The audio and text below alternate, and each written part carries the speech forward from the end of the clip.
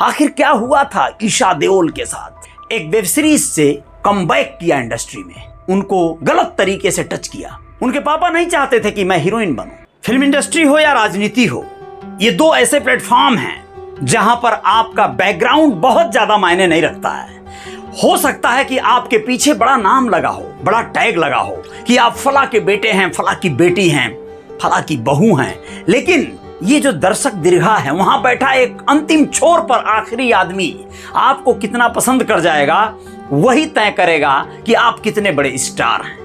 ऐसा यदि नहीं होता तो राजकुमार राव या फिर रणवीर सिंह, ऐसे तमाम जो नाम है इंडस्ट्री में, वो अपने आप को स्थापित न कर पाए होते। अभिनेत्रियों में भी ऐसे नाम हैं, कैटरीना कैफ या फिर ऐसे ऑल आउट नाम ले लेंगे आप तो पाएंगे जिनका बैकग्राउंड बहुत ज्यादा फिल्मी लोगों से लबरेज नहीं रहा, लेकिन इन लोगों ने अपना मुकाम बनाया। कैसे संभव हुआ होगा? लेकिन आज रियल रिपोर्टर न्यूज स्टार पे मैं जैसा हनी स्टार एक ऐसे हीरोइन की बात करने जा रहा हूं, एक ऐसे अभिनेत्री की बात करने जा रहा हूं जिसको आप लोग जानते हैं, पसंद करते हैं और खूब अच्छी तरह उनके बैकग्राउंड को भी जानते हैं। लेकिन दोस्तों, आखिर क्या हुआ था ईशा देओल के साथ? ईशा देओल एक ऐसा नाम जो कि अपने जमाने की ड्रीम गर्ल कही जाने वाली हेमा मालिनी की बेटी हैं, और तो और हीमैन कहे जाने वाले धर्मपाजी की बेटी हैं जी, धर्मेंद्र की बेटी।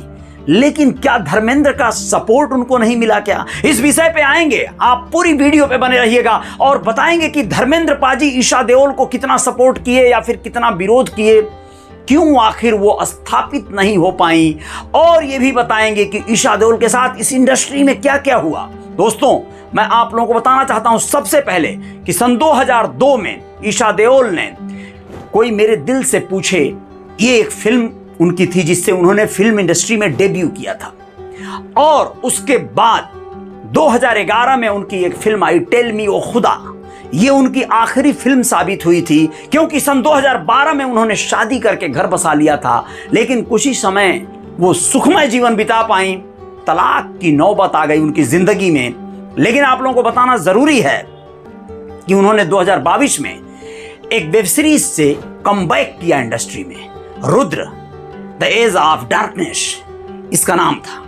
आप लोगों को बताना जरूरी ये भी समझता हूं कि सन 2005 का एक वाकया बताते हुए ईशा देओल इमोशनल होती हैं और अपने आप को एक्साइटमेंट से भर लेती हैं। वो कहती हैं कि जब फिल्म 10 की प्रीमियर के लिए हम लोग एक वेन्यू में इवेंट के लिए गए हुए थे, जिस समय मेरे साथ मेरे कोई स्टार संजय दत्त, सुनील शेट्टी, अभिषेक बच्चन, जायद खान, ये सब लोग थे, और हम लोग वेन्यू में एंटर कर रहे थे तो हमारे चारों तरफ बड़े हट्टे कट्टे मुस्टंडे बाउंसर भी खड़े थे।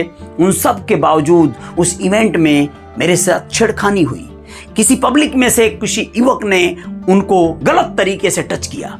जी हाँ, धर्मेंद्र की बेटी को, हेमा मालिनी की बेटी ईशा देओल को इस तरह से टच करने की उस भीड़ में भी सोचिए कोशिश हुई, और ईशा देओल ने इसका जोरदार जवाब दिया। उन्होंने उस लड़के का, उस व्यक्ति का हाथ पकड़ लिया और खींचकर उसे थप्पड़ मारने लगी। यह देखकर बाउंसरों ने मोर्चा संभाल लिया, लेकिन ईशा कहती हैं कि ऐसा बिल्कुल भी नहीं होना चाहिए। माना कि पुरुष मजबूत होता है, फिजिकली स्ट्रांग होता है, लेकिन महिलाएं माइंडसेट से स्ट्रांग होती हैं, मानसिक रूप से मजबूत होती हैं, और उन्हें घबराने डरने की जरूरत नहीं है।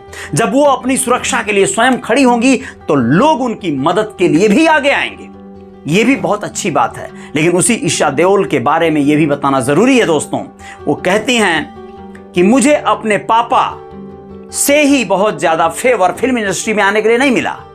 उनके पापा नहीं चाहते थे कि मैं हीरोइन बनूं, धर्मेंद्र पाजी नहीं चाहते थे, क्योंकि वो एक ऐसे कल्चर से आते थे, वो टिपिकल पंजाबी पर्सन हैं। लड़कियां घर में हीरोइन नहीं बन सकती हैं, इस माइंडसेट के हैं वो। उनके बेटे सनी देओल, उनके बॉबी देओल जो छोटे बेटे हैं, उनके पोते, सभी लोग हीरो बन सकते हैं, सभी लोग फिल्म इंडस्ट्री का हिस्सा बन सकते हैं, क्योंकि ये लड़के हैं। ये मेल ईगो धर्मेंद्र के अंदर वो स्वयं से कबूल की हैं। यही कारण भी रहा होगा जब हेमा मालिनी अपनी दोनों बेटियों के साथ अलग थलग रहने को मजबूर नहीं कहूंगा, हिम्मत और कमर कस ली होंगी, क्योंकि वो नहीं सोच सकती थी अपनी बेटियों के अगेंस्ट, क्योंकि वो एक हीरोइन थी।